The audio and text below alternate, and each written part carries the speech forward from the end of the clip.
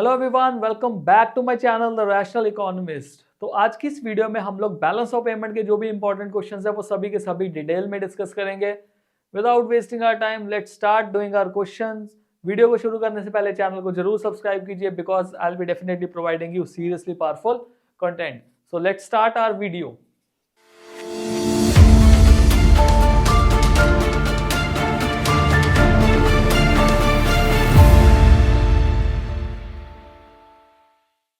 So our first question is, as per the National Stock Exchange data dated 9th June 2023, there was a net selling of worth rupees 309 crore by foreign institutional investments over the period of 1 month, that is 9th May 2023 to 9th June 2023. The above mentioned transaction will be recorded on dash side of dash account of balance of payment of India. So basically जो foreign institutional investments है वो investments का portion होती हैं और investment जो है वो कैपिटल अकाउंट का जो पार्ट है वो बनती हैं। और सेलिंग ऑफ हो रहा है, सेलिंग ऑफ होने का मतलब है पैसा हमारे देश में से निकल के जा रहा है। सो ये क्या हो जाएगा, डेबिट हो जाएगा। तो हमारा आंसर क्या होगा, debit side of capital account. Next question देखते हैं। Surplus in balance of payment refers to excess of. तो बैलेंस ऑफ पेमेंट में एक्सेस कब आता है, जब आपकी जो ऑटोनमस रिसीट्स है वो आपकी ऑटोनमस पेमेंट से ज्यादा होती है। अब ऑटोनमस रिसीट्स वो रिसीट्स है जिसमें करंट अकाउंट और कैपिटल अकाउंट में जनरेट हुई रिसीट्स आती हैं, वेयर एज ऑटोनमस पेमेंट्स वो पेमेंट्स हैं जिसमें करंट अकाउंट और कैपिटल अकाउंट में हुए जो पेमेंट्स हैं वो रिकॉर्ड की जाती है जब हमारे रिसीट्स है, हमारे देश में पैसा ज़्यादा आ रहा है एज कम्पेयर टू हमारे देश से पैसा जा रहा है। उस सिचुएशन में जो बैलेंस ऑफ पेमेंट है वो सरप्लस में जाएगा। Next question is, suppose the balance of trade of an imaginary economy shows a favourable balance of ₹500 crore. The value of merchandise exports are ₹1200 crore and transfer payments are 400 crore. The value of merchandise imports would be। अब merchandise imports और merchandise exports के जो difference है इनको कहा जाता है BOT। BOT stands for balance of trade या फिर trade balance नाम से भी इसको recognize कर दिया जाता है। इसका फॉर्मूला क्या होता है आपका, exports minus imports। export minus import किसके, merchandise के। merchandise मतलब goods के। ट्रांसफर पेमेंट्स आपको सिर्फ और सिर्फ कंफ्यूज करने के लिए दी हुई है। Balance of payment balance of trade आपका फेवरेबल है 500 का, एक्सपोर्ट का वैल्यू आपका है 1200 का और आपको निकालना है इंपोर्ट का वैल्यू। सो अगर मैं इंपोर्ट यहाँ पे लिख दूं तो 1200 माइनस 500 वैल्यू आ जाएगा आपका 700। आंसर कितना है, option C. Next question, identify which of the following will appear on the debit side in the capital account of India's balance of payment। so debit side of capital account, debit मतलब पैसा outflow हो रहा है और credit मतलब पैसा inflow हो रहा है। now an Indian sending remittances from abroad from England, so this is an item of current account।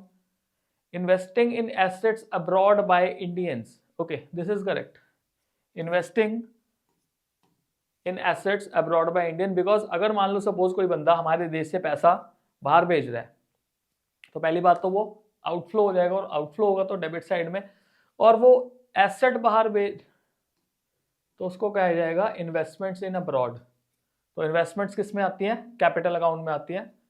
This is our correct answer. An American company purchasing share of an Indian company, ये inflow करेगा, credit side में record होगा capital account के, because ये FII है, that is foreign institutional investments.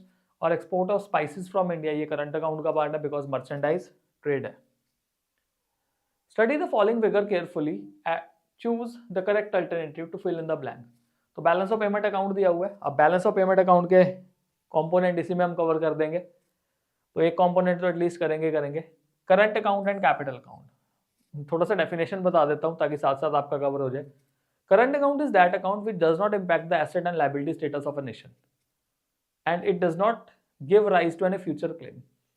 मतलब current account में ऐसी ट्रांजैक्शंस होती हैं जो सरकार की एसेट और लायबिलिटी स्टेटस को इंपैक्ट नहीं करती और किसी भी तरह का फ्यूचर बर्डन जो है, फ्यूचर क्लेम जो है वो अराइज नहीं होता। वेयरएज कैपिटल अकाउंट एक वो अकाउंट है जिसमें जो बर्डन है वो क्या होता है, क्रिएट होता है, जो एसेट्स एंड लायबिलिटी स्टेटस है उस पर इंपैक्ट होता है और ये फ्यूचर क्लेम को अराइज करती है। करंट अकाउंट में हमारे पास तीन चीजें आती हैं, trade in merchandise, then trade in services and transfer payments. तो इसका आंसर हमारे पास क्या आ जाएगा, trade of services. Whereas capital account में हमारे पास क्या आ जाती हैं, investments, loans, NRI bank account, other bank accounts और short term credits. Accommodating transactions are undertaken to maintain stability in the balance of payment. Justify the given statement with valid explanations. Okay, so basically accommodating transactions है क्या? Yes, accommodating transactions are those transactions which are there or which are undertaken to maintain the stability in balance of payment account. Balance of payment account में जो भी stability maintain करनी होती है वो accommodating transactions के अंडर जो है वो आती है। बिल्कुल सही बात है। अब होता क्या है, देखो अकाउंटिंग सेंस में ना जो बैलेंस ऑफ पेमेंट है वो इक्विलिब्रियम में होना चाहिए, उसका बैलेंस जीरो होना चाहिए। मतलब current account plus capital account plus errors and omissions अगर कोई हो रही है, इनको मिला के जो वैल्यू है वो क्या आना चाहिए, जीरो आना चाहिए, होना ही चाहिए जीरो। बट कई बार जीरो नहीं आता तो उसमें सरप्लस या फिर डेफिसिट का जो सिचुएशन है वो क्रिएट हो जाता है। सरप्लस मतलब सारा कुछ करने के बाद ना इकोनॉमी में मान लो $40 एक्स्ट्रा पड़े हुए हैं, एक्स्ट्रा पड़े हैं, फ्री फ्लोट कर रहे हैं। अब इस सिनेरियो में अकोमोडेटिंग ट्रांजैक्शन क्या होगी, इस सिनेरियो में आरबीआई आएगा अपनी तिजोरी में $40 लेके बंद कर देगा। अब इससे इंडिया का फॉरेन एक्सचेंज रिजर्व क्या होगा, बढ़ेगा। RBI it is considered as custodian of foreign exchange. Whereas when it comes to deficit, मान लो $40 का डेफिसिट आ गया, इंपोर्ट ज्यादा कर लीजिए एक्सपोर्ट से, खर्चा आ गया, महंगा पड़ गया काम, तो $40 कौन पे करेगा, आरबीआई पे करेगा। तो ये किसमें होगा, अकोमोडेटिंग ट्रांजैक्शन के थ्रू होगा। Okay, so hence accommodating items play a crucial role in maintaining stability in BOP account, providing mechanism to address imbalances in the international transactions. Either it will be created by surplus or either it will be created by deficit, whatever the things may be. Next question. और ये surplus और deficit जो है ना वो autonomous transaction जब वो करती है जो कि करंट अकाउंट और कैपिटल अकाउंट के थ्रू जो है होती है। According to Reserve Bank of India statistical supplement released on 19th May 2023, India's foreign exchange reserves grew for the third straight week and reached near an approximate level of $600 billion. The above mentioned situation will dash the side of balance of payment. Okay, so अब जो India का foreign exchange reserves है वो increase हुआ है, अभी भी 600 billion से ऊपर ही है हमारा foreign exchange reserve. Foreign exchange reserves maintain करना बहुत ज्यादा जरूरी है, फ्लक्चुएट होता रहता है। ऐसा नहीं है कि आपको डाटा को याद करके जाना है कि हाँ इतना फॉरेन एक्सचेंज रिजर्व हमारा चल रहा है, हम अप्रॉक्सीमेटली वैल्यू जो है वो ले सकते हैं। तो ये बढ़ा है, grew for the third straight week. अब इसका मतलब है ये इंक्रीज हुआ है, तो डिक्रीज वाला सिनेरियो तो खत्म कर दो। बट कौन से वैल्यू जो है हमारा आंसर आएगा, तो answer is option D, increase on debit side. Because देखो अब आप कहोगे कि डेबिट क्यों, क्योंकि जब भी पैसा आ रहा है तो क्रेडिट कर रहे हैं हम उसको बीओपी के अकॉर्डिंग, बीओपी के अकाउंट के accordingly. But the thing is ये जो फॉरेन एक्सचेंज रिजर्व का जो कंपोनेंट है ना, ये करंट अकाउंट कैपिटल अकाउंट में नहीं बन रहा, ये एसेट का सिनेरियो है। फॉरेन एक्सचेंज रिजर्व हमारा एसेट्स बन रहे हैं, तो अगर एसेट बढ़ रहे हैं अकाउंटिंग रूल के अकॉर्डिंगली ये क्या होना चाहिए, डेबिट होना चाहिए। So this is our answer, increase debit side.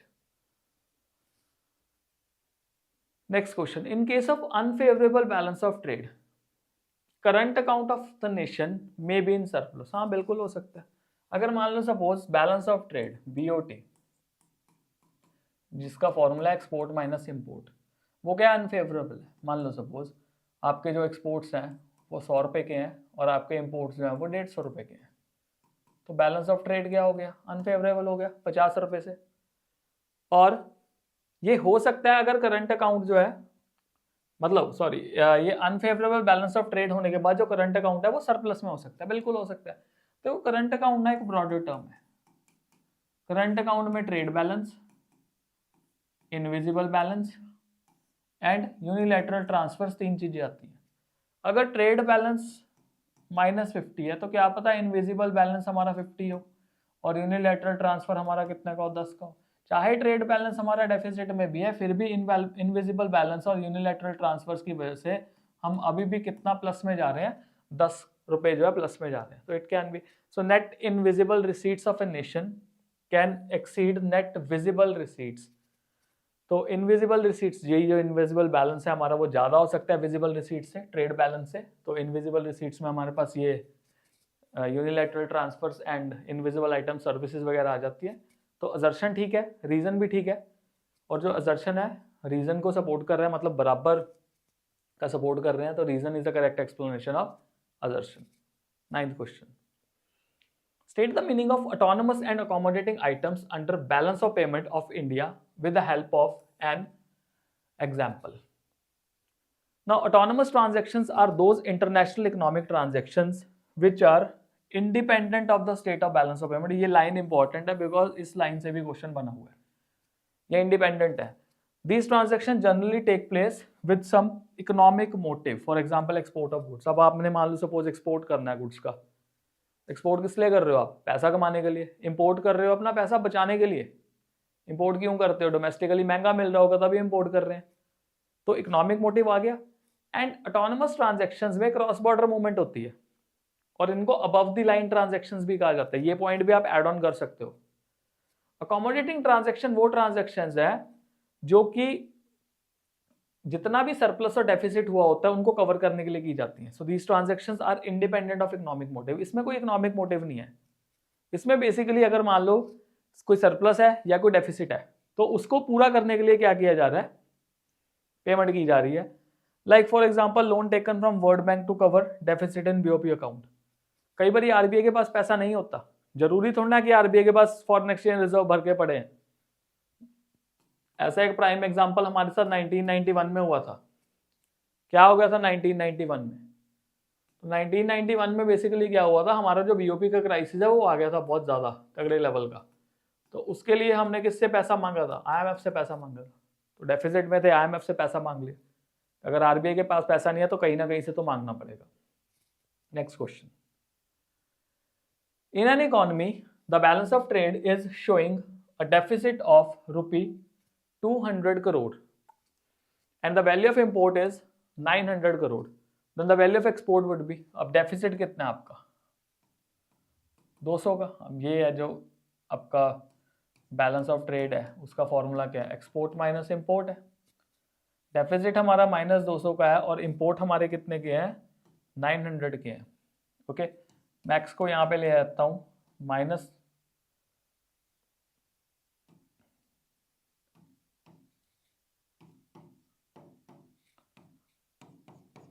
तो वैल्यू आ गया हमारे पास -700, माइनस माइनस कैंसिल, तो हमारा एक्सपोर्ट का वैल्यू कितना आ जाएगा, 700 करोड़ रुपए हमारा एक्सपोर्ट का वैल्यू आ जाएगा। इजंट इट, देखो 700 माइनस 900 फिर से कितना बैलेंस ऑफ ट्रेड जो है डेफिसिट में आ जाएगा। Next question, the measurement of balance of payment deficit is based on, okay, कौन सी ट्रांजेक्शन्स पे बेस किया जाता है, आंसर है इसका ऑटोनोमस ट्रांजेक्शंस। जो भी मेजरमेंट है बैलेंस ऑफ पेमेंट डेफिसिट की किस पे बेस की जाती है, ऑटोनोमस ट्रांजेक्शंस पे। बिकॉज डेफिसिट क्यों आता है, जो भी हम ट्रांजेक्शन ऑटोनोमस आइटम्स में कर रहे हैं, चाहे वो करंट अकाउंट की ट्रांजेक्शन है, कैपिटल अकाउंट की ट्रांजेक्शन है, उसकी वजह से डेफिसिट आएगा या सरप्लस आएगा। ट्रेड डेफिसिट मस्ट एग्जिस्ट, ये इंपॉर्टेंट है। If a country is facing a situation of current account deficit, defend or refute the above mentioned statement with valid argument। वो कहते हैं ट्रेड डेफिसिट मस्ट मतलब होना ही चाहिए अगर कंट्री का सिचुएशन जो है वो करंट अकाउंट डेफिसिट का है, होना ही चाहिए। फॉल्स है, we are not agreeing with this statement, हम इसको रिफ्यूट कर रहे हैं। क्योंकि देखो करंट अकाउंट जो है ना, करंट अकाउंट एक ब्रॉडर टर्म है। करंट अकाउंट में आपके पास ट्रेड बैलेंस जिसको हम विजिबल बैलेंस कहते हैं, then we have invisible balance and then we have unilateral transfers, ये आ जाते हैं। ओके, अगर आपका ट्रेड बैलेंस सरप्लस में भी है और ये दोनों डेफिसिट में है, तब भी आपका जो करंट अकाउंट है वो डेफिसिट में आ सकता है। तो जरूरी नहीं है कि ट्रेड डेफिसिट होना ही चाहिए। फॉर एग्जाम्पल मान लो सपोज आपके एक्सपोर्ट यहाँ पे 700 के हैं और इंपोर्ट 500 के हैं, तो कितना बैलेंस आ गया आपका? 200 सरप्लस में आ गया आपका। अब यहाँ पे चेक करते हैं, आपके जो एक्सपोर्ट्स हैं वो 500 के हैं और इंपोर्ट्स जो है वो 750 के हैं, तो कितना आ गया? माइनस में 250। और यहाँ पे भी अगर मान के चलो माइनस में 50 आया है, तो प्लस में 200, माइनस में 250, माइनस में 50, अभी भी कितना डेफिसिट है? 100 का है। सो अगर करंट अकाउंट डेफिसिट है तो ऐसा जरूरी नहीं है कि ट्रेड डेफिसिट भी होना चाहिए। ट्रेड सरप्लस के होने के टाइम पे भी आपका जो करंट अकाउंट डेफिसिट है वो हो सकता है। So current account deficit is a broader concept. CAD occurs when foreign exchange payments on the account of visible, invisible and unilateral transfers are in excess over foreign exchange receipts of visible, invisible and unilateral transfers. Clear? जो कि मैंने बता दिया, country में face a situation of CAD even if the country has trade surplus with the negative balance in current account of services and unilateral transfers. Next question. Statement 1. Borrowing by a nation from World Bank to finance balance of payment deficit will be recorded in capital account. बिल्कुल सही बात है। Borrowing is a component of capital account. Loans borrowing capital account का component है। Autonomous transactions are independent of the condition of balance of payment. मैंने एक line आपको circle करवाई थी कि हाँ ये भी एक स्टेटमेंट जो बनी हुई है, yes they are independent of the condition of balance of payment account. दोनों की दोनों स्टेटमेंट सही है। हमारा आंसर क्या हो जाएगा? Option number C. दोनों की दोनों स्टेटमेंट क्या है? बिल्कुल सही है। 14th question. Suppose that balance of trade of a nation exhibit a deficit of 50,000 crore, deficit में है। The imports of visible items are 5 times of the export of visible items. Okay, the value of export of visible items would be, okay, deficit में है जी, -50,000 करोड़ है। और जो import of visible items है वो 5 times है export of visible items के। जो export है x हो गया और जो import है 5x हो गया। यही बन रहा है इक्वेशन हमारा। So minus 50,000 will be equals to minus 4x. So minus minus cancel हो गया। 50,000 divided by 4 will be equivalent to x. So 12,500 रुपया वैल्यू हमारा किसका बन गया? x का। Option C is the correct answer. Next question, 16th question. Gift and remittances sent abroad are recorded on dash side of a blank account in current in the balance of payment. So gift and remittances अगर हम भेज रहे हैं तो unilateral transverse है। Unilateral transverse हमारे current account में आते हैं।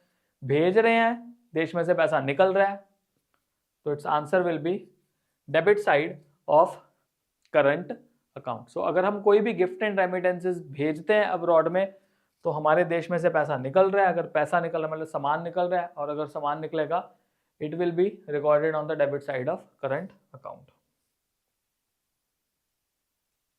Next, the balance of payment is in surplus. Okay, if autonomous receipts are greater than autonomous payments, ये बिल्कुल सही बात है। assertion हमारा बिल्कुल सही है कि जो balance of payment है वो surplus में होगा if autonomous receipts are greater than autonomous payments. Autonomous transactions are determined by difference in balance of payment. ये गलत है। मैंने आपको अभी बताया था autonomous transactions जो है वो independent होती हैं as far as the balance of payment is concerned. तो हमारा assertion बिल्कुल ठीक है। हमारा reason क्या हो गया? गलत हो गया। assertion is true, reason is false. तो हमारा आंसर क्या हो जाएगा? Option number C. As for the Reserve Bank of India press note dated 22nd June 2022, net portfolio investments recorded an outflow of 15.2 billion US dollar mainly from the equity market. वो बाहर निकल रहे हैं। Outflow मतलब निकल रहा है पैसा हमारे देश में से। Now the above mentioned transaction will be recorded on dash account of dash side of balance of payment. तो अगर नेट पोर्टफोलियो इन्वेस्टमेंट्स हैं तो ये कैपिटल अकाउंट में आ रही हैं, और कैपिटल अकाउंट में से ये पैसा जब वो निकल रहा है तो वो पैसा कहाँ जा रहा है? डेबिट साइड में जा रहा है। बिकॉज ये बताऊं क्या है, ये नॉमिनल अकाउंट के रूल पे चल रहा है। अकाउंट में एक रूल है नॉमिनल अकाउंट। वो रूल क्या कहता है? Debit all expenses and losses. पैसा निकल गया तो हमारा loss. Credit all incomes and gains. इस रूल पे बेस्ड है। तो हमारा answer option D capital account on debit side. Next question. Assuming that following data is given for an imaginary economy, तो export of visible, export of visibles हमें 2020 और 2021 का दिया हुआ है, और साथ ही साथ हमें इंपोर्ट ऑफ विजिबल दिया हुआ है 2020 और 2021 का। तो पहले अगर मैं यहाँ पे देखूँ तो मेरे पास क्या आ गया, सरप्लस आ गया 200 का। यहाँ पे देखूँ तो सरप्लस आ गया 250 का।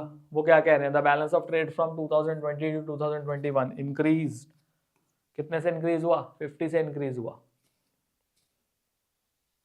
20th question. Keeping other factors constant, if price of crude oil falls in the international market, it may lead to decrease in trade deficit. Crude oil की डिपेंडेंसी 80% डिपेंडेंसी हमारी फॉरेन इंपोर्ट्स पे है। अब खुद सोचो, अगर क्रूड ऑयल का rate जो है वो कम हो जाए इंटरनेशनल मार्केट में, तो हमारे जो इंपोर्ट्स हैं, इंपोर्ट्स का वैल्यू क्या हो जाएगा, फॉल हो जाएगा। अगर इंपोर्ट का वैल्यू कम होगा हमारा, तो अल्टीमेटली हमारा जो ट्रेड डेफिसिट है वो क्या हो सकता है, कम हो सकता है, क्योंकि उतना हम इंपोर्ट नहीं करेंगे, हमें ज़्यादा पैसा नहीं पे करना पड़ेगा। अगर ज़्यादा पैसा पे करेंगे तो डेफिसिट में आएंगे, तो उससे हम बच सकते हैं। 20th question. Import of gold from Dubai will be recorded on debit side of current account of balance of payment in India. बिल्कुल सही बात है। अगर हम इंपोर्ट कर रहे हैं गोल्ड का दुबई से, तो डेफिनेटली हम पैसा पे करेंगे। पैसा पे करेंगे, debit all expenses and losses, सही हो गया, करंट अकाउंट में आएगा। Outflow of foreign institutional investments from Indian stock market will be recorded on credit side of capital account, although it will be recorded in capital account but not on the credit side, it will be recorded on debit side because पैसा हम loose कर रहे हैं। तो ये statement गलत हो गया। Statement 1 is true and statement 2 is false. तो आंसर हमारा हो जाएगा option A, statement 1 is true and statement 2 is false. Read the item given in column 1 and 2 carefully and choose the correct pair of the statement from the given alternative। ये question मैंने जान के डाला है, इसके पीछे भी एक कारण था। पहले देखो, export of software by an Indian company. Okay, अगर हम मान लो सपोज हम कोई सॉफ्टवेयर बाहर की कंट्री में देते हैं, तो उसके लिए हम ना फॉरेन एक्सचेंज का, फॉरेन करेंसी का डिमांड नहीं करेंगे। अगर हम एक्सपोर्ट कर रहे हैं ना सॉफ्टवेयर, मान लो सपोज मैं इंडिया से ऑस्ट्रेलिया में सॉफ्टवेयर भेज देता हूँ, ऑस्ट्रेलिया वाला मेरे को पैसा देगा या नहीं देगा? अब अगर पैसा देगा तो उससे मेरे देश में फॉरेन करेंसी की सप्लाई होगी, डिमांड नहीं होगी। तो ये क्या हो गया, गलत। Accommodating nature of transactions, accommodating nature profit motive नहीं होता, ये नॉन प्रॉफिट मोटिव होता है। Autonomous nature non profit motive नहीं होता, प्रॉफिट मोटिव होता है। Loan forwarded to Sri Lanka during its economic crisis, मेरे को सरकार का मिनिस्टर बना दिया, श्रीलंका क्राइसिस में आ गया, मैंने श्रीलंका को लोन दे दिया। अब श्रीलंका को लोन देने से मेरे पास थोड़ा सप्लाई होगा फॉरेन एक्सचेंज का, मेरे को तो डिमांड करके उनको लोन देना है फॉरेन करेंसी का। तो ये भी गलत है। वो कहते हैं जी करेक्ट बताओ, चारों की चारों गलत है। इस क्वेश्चन में बच्चों को ग्रेस मार्क्स मिले थे, इसीलिए आपका आंसर लिख के आना जरूरी है। अगर बच्चे ने आंसर लिखा है तो उनको ग्रेस मार्क्स इसमें मिले हैं। An Indian company receives a loan from company located abroad. Okay, loan मिल गया, पैसा आ गया। This transaction would be recorded on credit side of capital account because देखो सिंपल है ना, पैसा आ रहा है, credit all incomes and gains, पैसा आ गया हमारे पास, इनफ्लो हो गया। कैपिटल अकाउंट में इनफ्लो आउटफ्लो देखते हैं, ओके, और करंट अकाउंट में एक्सपेंसेस एंड जो इनकम्स है वो कंसिडर की जाती है। सो इनफ्लो आउटफ्लो का देखने के टाइम पे हमें पता लगा कि पैसा आया तो वो क्रेडिट साइड में, कौन से अकाउंट में, कैपिटल अकाउंट में। 23rd क्वेश्चन देखते हैं। ओके, स्टेटमेंट 1 क्या कहती है, balance of payment account is always balanced in accounting sense, बिल्कुल सही बात है, होती है। सेकंड देखते हैं, autonomous transactions restore balance of payment account, balance in balance of payment account, ये गलत है। ऑटोनमस नहीं करती, अकोमोडेटिंग करती है। Statement 1 true, statement 2 is false. 24th, identify which of the following is an intangible item in balance of payment. Intangible item कौन सी है, simple है ना, सर्विसेज। फूड ग्रेन भेजे, टेंजिबल है, टच कर सकते हैं। इंपोर्ट ऑफ क्रूड ऑयल है, टच कर सकते हैं। इंपोर्ट ऑफ कोल है, टच कर सकते हैं। सर्विसेज जो है वो इंटेंजिबल है। Difference between surplus in balance of trade and current account surplus.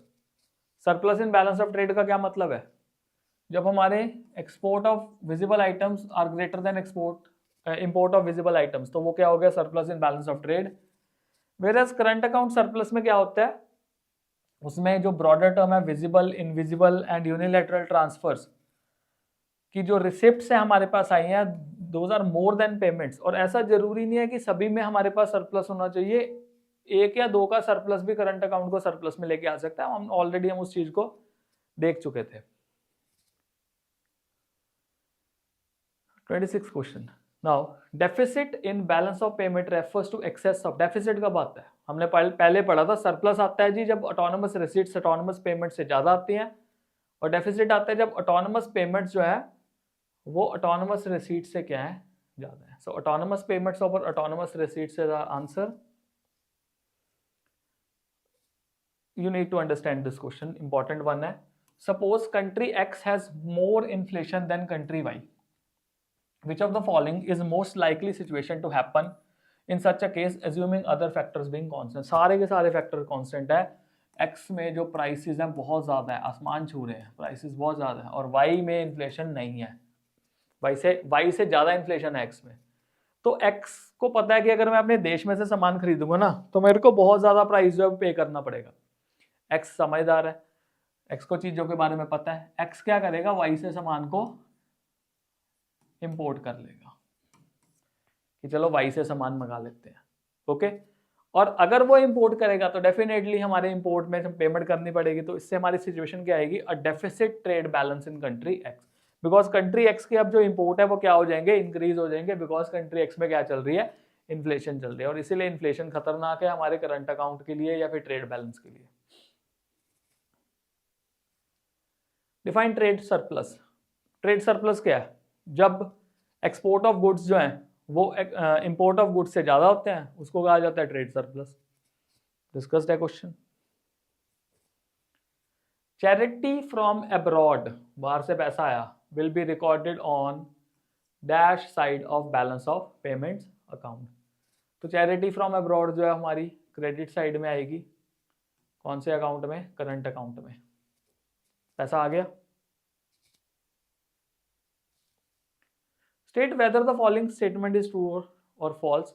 The official reserve transactions are undertaken as accommodating items in balance of payment. ये क्वेश्चन मैं आपके लिए एक ना होमवर्क दे रहा हूं, मेरे को कमेंट बॉक्स में इस क्वेश्चन का आंसर देना, वन लाइनर आंसर है, आई मार्क अ स्टार जिसका भी आंसर जो है सही हुआ। तो जो ऑफिशियल रिजर्व ट्रांजैक्शन है they are undertaken as the accommodating items in balance of payment. You need to answer this question. Next question देखते हैं। Difference between current account deficit and trade deficit. अब करंट अकाउंट डेफिसिट क्या है, current account deficit एक broader term है when the payments in visible items, invisible items and unilateral transfers are more than that of the receipts that we get from visible items, invisible items and unilateral transfers। मतलब हमारी जो payments हैं वो ज़्यादा होंगी imports की वजह से, चाहे हमने विजिबल आइटम की बात करें, इनविजिबल आइटम्स की और यूनिलैटरल ट्रांसफर्स की बात करें, ओवर द रिसिप्ट्स। रिसिप्ट्स मतलब पैसा कम मिल रहा है हमें एक्सपोर्ट से जितना हमें पे करना पड़ रहा है। Whereas when it comes to trade deficit में हम सिर्फ विजिबल आइटम्स को देखते हैं, गुड्स को देखते हैं, सर्विसेज और यूनिलैटरल ट्रांसफर्स को हम कंसिडर नहीं करते। Balance of payment is always balance in accounting sense, defend और refute the given statement with valid reasons. बिल्कुल सही बात है, डिफेंड करते हैं हम इस स्टेटमेंट को। बैलेंस ऑफ पेमेंट जो है ना वो हमेशा बैलेंस होना चाहिए, बिकॉज ये double entry book keeping system पे बेस्ड है। डबल एंट्री बुक सिस्टम क्या कहता है, for every debit there will be an equivalent credit. Debit और क्रेडिट आपस में बराबर होने चाहिए, ओके। तो कोई भी अगर डेफिसिट और सरप्लस आता है ऑटोनोमस आइटम्स में तो उसको अकोमोडेट किया जाता है। जैसे जब सरप्लस था तो आरबीआई ने क्या किया, आरबीआई ने सरप्लस का पैसा कहाँ पे रख लिया, अपने पास रख लिया, तो वो जीरो कर दिया। डेफिसिट था तो आरबीआई ने सरप्लस जो डेफिसिट का पैसा वो पंप कर दिया। तो अल्टीमेटली देखा जाए ना इसको जीरो करना है हमेशा। Current account plus capital account plus errors and omission उसको जीरो करना है। जीरो नहीं हुआ तो we need to accommodate the things, और अकोमोडेट करने के लिए जो हमारी मॉनेटरी अथॉरिटी है that is Reserve Bank of India, that will going to work. Trade deficit is always a great cause of worry. फिर से मैं कहता हूँ ये वर्ड खतरनाक है, ऑलवेज। कहते ट्रेड डेफिसिट ना हमेशा से ही ना एक कॉज ऑफ वरी है, मतलब हमारे एक्सपोर्ट्स जो है ना इंपोर्ट से कम है। बट द थिंग इज हमेशा नहीं। अगर मान लो हमने इंपोर्ट किया कैपिटल गुड्स का, मशीनरी का, फ्यूचर में तो वो गुड्स काम आएंगे ना, प्रोडक्शन करेंगे, प्रोडक्शन करेंगे तो प्रोडक्शन कैपेसिटी बढ़ेगी, और प्रोडक्शन कैपेसिटी बढ़ेगी तो ultimately it will be beneficial for the whole nation. So ये लेसर कॉज ऑफ वरी तब है जब हम इन्वेस्टमेंट कर रहे हैं ऐसी आइटम्स पे जो कि हमारी कैपिटल स्टॉक को इंक्रीज कर रही है और फ्यूचर आउटपुट को इकोनॉमी की बढ़ा रही है। तो last question, Indians investing in assets abroad will be recorded under debit side of capital account. True है, इंडियंस ने फॉरेन में इन्वेस्टमेंट्स किए, अब फॉरेन में जब इन्वेस्टमेंट्स किए तो डेफिनेटली देश में से पैसा निकल गया, अब निकला तो लॉस हुआ, लॉस कौन से साइड में आएगा, डेबिट साइड में आएगा। और वो एसेट्स में इन्वेस्ट कर रहे हैं, दैट मीन इन्वेस्टमेंट जब वो कैपिटल अकाउंट का पार्ट होती है तो ultimately this is correct. So Indian investing assets in abroad will be an outflow of foreign currency and it will be recorded on debit side of capital account of balance of payment. तो this was our last question. Basically ये एक पूरा unit है, open macro economics का unit है, जिसमें balance of payment and foreign exchange, ये foreign exchange rate, ये दो चैप्टर्स आते हैं। बैलेंस ऑफ पेमेंट मैं ऑलरेडी कंप्लीट कर चुका हूँ। नेक्स्ट वीडियो में हम लोग फॉरेन एक्सचेंज के जो भी क्वेश्चंस होंगे, इनके क्वेश्चंस, इस चैप्टर के क्वेश्चन कम क्यों है, बिकॉज फॉरेन एक्सचेंज के भी कुछ क्वेश्चन जो है प्रीवियस ईयर में आए हुए हैं, वो क्वेश्चन अगर हम क्लब करेंगे तो ऑलमोस्ट हमारे 60-70 के अराउंड क्वेश्चन बन ही सकते हैं। तो नेक्स्ट वीडियो में हम लोग फॉरेन एक्सचेंज रेट जो है वो कंप्लीट करेंगे। Till then take care all, channel को जरूर सब्सक्राइब करना and God bless you all.